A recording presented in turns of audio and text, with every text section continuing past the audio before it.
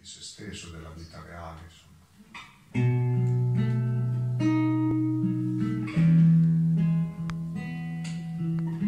Fernando Pessoa chiese gli occhiali e s'addormentò, e quelli che scrivevano per lui lo lasciarono solo, finalmente solo.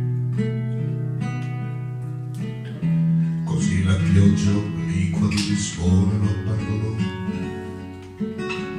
e finalmente la finì di fingere fogli, di far male ai fogli, e la finì di mascherarsi dietro tanti nomi, dimenticando Filia per cercare un posto che non c'è. E alla fine chiedere scusa se ho lasciato le tue mani, ma io dovevo solo scrivere, scrivere di me. Le lettere d'amore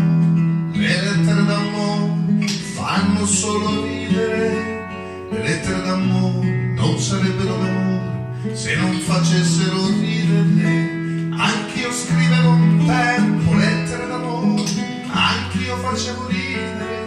Le lettere d'amore, quando c'è l'amore, per forza fanno ridere.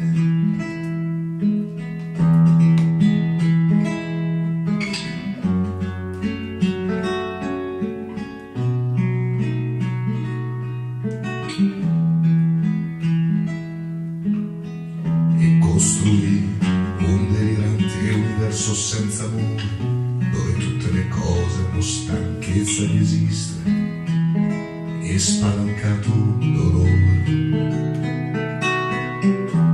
Ma gli sfuggì che il senso delle stelle non è quello di nuovo, e si divide nella pena di quel brillare inutile, di quel brillare lontano. E capì tardi che in quel negozio di tabaccheria c'era più vita di quanto ce ne fosse in tutta la sua poesia, e che invece di tormentarsi con un mondo assurdo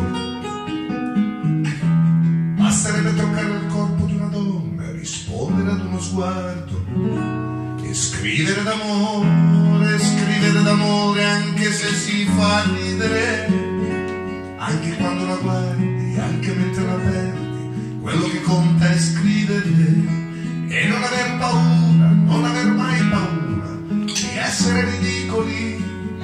Solo chi non ha scritto mai lettere d'amore fa veramente ridere.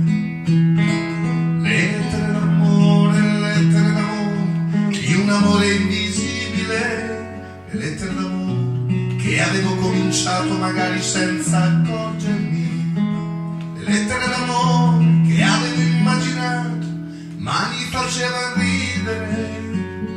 Magari fossi in tempo, se avessi ancora il tempo per potertele